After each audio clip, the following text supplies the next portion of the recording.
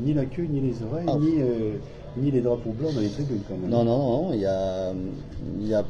Alors, on a pris 2 points. On va regarder ça. On a pris 2 points de plus au classement, donc on avance dans notre chemin. Euh, il faut juste qu'on se dise la vérité. On n'a pas fait le match qu'on avait pensé faire, qu'on avait préparé tout de même. Il me semble que c'était cohérent ce qu'on a fait dans la semaine. On n'a pas eu le rendu, surtout en première mi-temps. On a manqué d'intensité, d'agressivité. On a subi et on a été très indiscipliné. D'où mon envie depuis quelques temps de faire venir Laurent Cardona qui est sur place et voilà, je peux pas tout assumer en termes de charge de travail. Et il faut qu'on arrive à trouver une solution pour que Laurent soit présent parce que aujourd'hui c'est peut-être plus de 12 pénalités me semble-t-il. La semaine dernière c'est pareil et ça fait 4 matchs que c'est comme ça. Donc si on fait un constat clair, ils sont nourris de nos fautes. Je suis pas convaincu qu'ils soient venus dans le 22 beaucoup de fautes dans le match. Tu avais parlé du mot tuer, tu avais parlé du mot d'engagement, de respect, mais tu avais parlé surtout du respect de l'équipe d'en face. Je crois que ça a été aussi un raisonnement que tu avais presque anticipé, on avait l'impression, non? Ben oui, en fait, quand tu te prends pour d'autres, tu batailles pas dans le même combat. Aujourd'hui, il me semblait que Dax s'était refait la cerise, c'est la vérité. Ils ont refait la cerise. Ils ont été solidaires. Ils ont joué un rugby qui n'est pas à l'image de ce que propose Jeff Dubois depuis des années. Mais en tout cas, ils ont joué un rugby qui a fonctionné puisqu'ils nous ont mis sous pression. Ils nous ont parfois laissé dans notre camp et dès qu'ils ont eu l'opportunité, même à 35 mètres, parce que je pense qu'ils sont rentrés que dans le 35 mètres, au-delà de nous 35, pardon, ils ne sont pas rentrés dans le 35 mètres. Ils ont pris des points et les buteurs ont fait la différence. Mais comme quoi, c'est pas parce que tu possèdes le ballon à ce jeu et que tu marques plus d'essais. J'avais dit l'autre jour, il fallait marquer plus de points que l'adversaire. Et aujourd'hui, on n'a pas marqué plus, mais on a marqué plus d'essais. Donc ça veut rien dire. On a senti une certaine fébrilité sur les ballons hauts, et cette fébrilité, au fur et à mesure que le match continue, s'installer de plus en plus.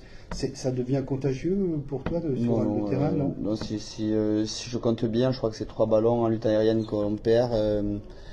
Deux jeux après ruck dans leurs 30 mètres avec des jeux au pied haut, mais des jeux au pied très courts qui nous mettent en danger, bien évidemment. On n'a pas été efficace sur ça et c'est un chemin sur lequel on doit travailler cette semaine parce que Arthur Coville l'utilise beaucoup à Provence Rugby, donc on doit être vigilant sur ça. Tu es un perfectionniste, tu aimes que les choses soient bien faites.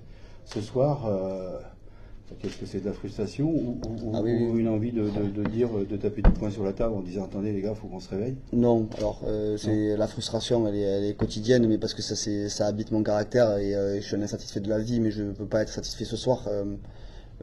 Aujourd'hui, on aurait pu perdre plus. Il y a des matchs où tu dis putain, on doit gagner plus, et là j'avoue que ce soir, on aurait pu perdre plus. Donc c'est ce que je viens de leur dire.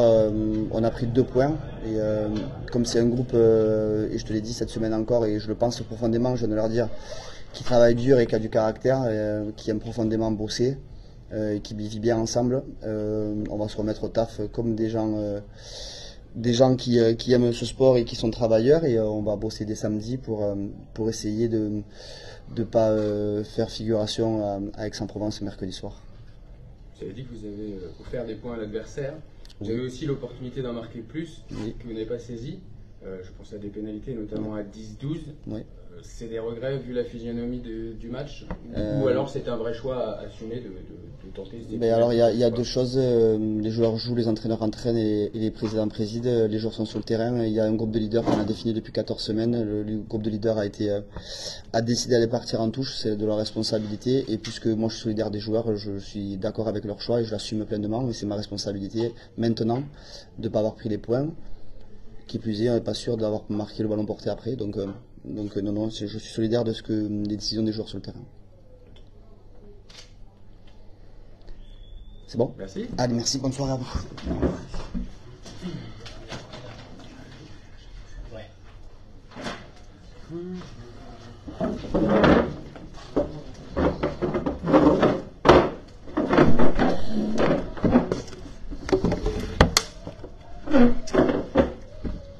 Yann, Tanga, merci d'être avec nous. Pas toujours facile de venir en conférence de presse quand on a l'impression peut-être d'avoir manqué quelque chose. Comment vous êtes à l'instant là, tous les deux? Vous êtes deux guerriers. Est-ce que les deux guerriers que vous êtes, sent quelque peu abattu. Un peu déçu. Il y a plusieurs sentiments. Voilà, moi je ressens plusieurs sentiments. Je pense que pour Yann c'est pareil. Faire un match nul à Chanzy, c'est pas acceptable. On s'était promis de ne pas perdre à domicile, d'avoir Chanzy invaincu. Donc bon, si on considère que c'est pas une défaite aujourd'hui, on reste invaincu. Mais bon, un match nul c'est quand même 2 points de perdus. Donc là aujourd'hui on est frustré, déçu parce que je pense qu'il y avait la place à mieux. Mais voilà, on se contente de ces 2 points, on va travailler dessus. Il y a beaucoup de négatifs comme la discipline, voilà, comme l'a dit Alex.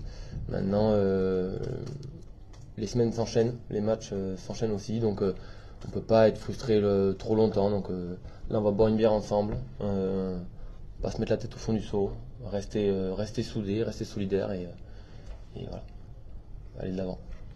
Yann, justement, pendant la partie, quand tu voyais que le rideau n'arrivait pas à être transpercé, que de temps en temps il y avait des fautes, qu'il y avait des ballons qui étaient relâchés, comment vous parlez sur le terrain, vous encouragez, vous guidez par rapport à ces événements qui se succèdent, comment vous réagissez?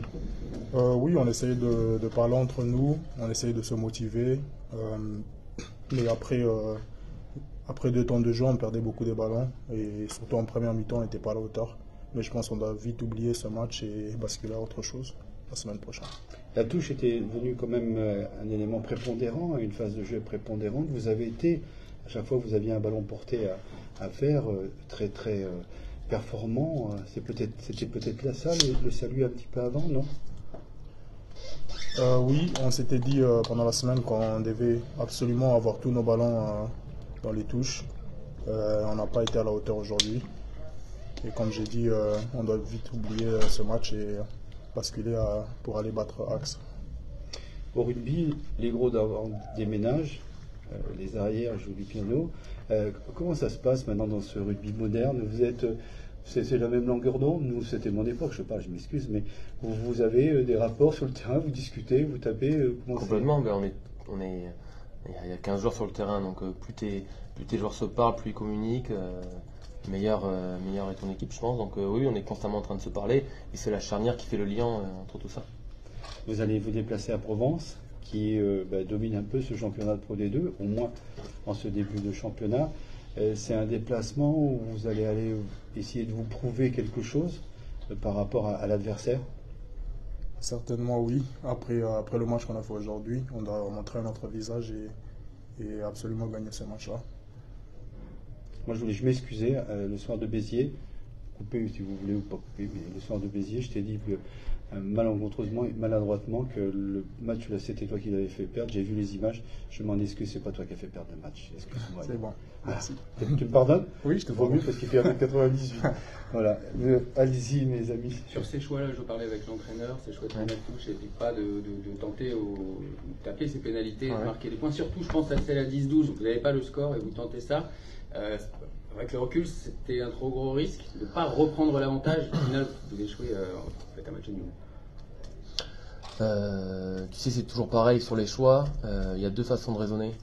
Soit on se dit qu'on assume nos choix, soit on essaie on regrette et on essaie de revenir dessus, on refait le match. Je pense que quand on a fait ce choix-là, tu parlais d'avoir une équipe au diapason. Quand les leaders disent on va en touche, les 15 on va en touche. Il n'y a pas de ah ouais, moi je pense que non, t'as pas 1 heure pour décider, donc on va en touche. Maintenant, voilà, il siffle un écran sur la touche. C'est dur, mais ouais, rétrospectivement, c'est vrai que c'est dur. On aura peut-être des regrets à la fin du match, mais voilà, pas sur les choix. Pas sur les choix. Peut-être sur le contenu, sur l'envie, on a des regrets. Sur les choix, on les assume complètement. C'est-à-dire sur l'essai, vous poussez à 15. Complètement. Ouais. Ça montre bien que vous étiez au diapason. Complètement. Merci, messieurs. Merci à vous. Merci à vous. Merci.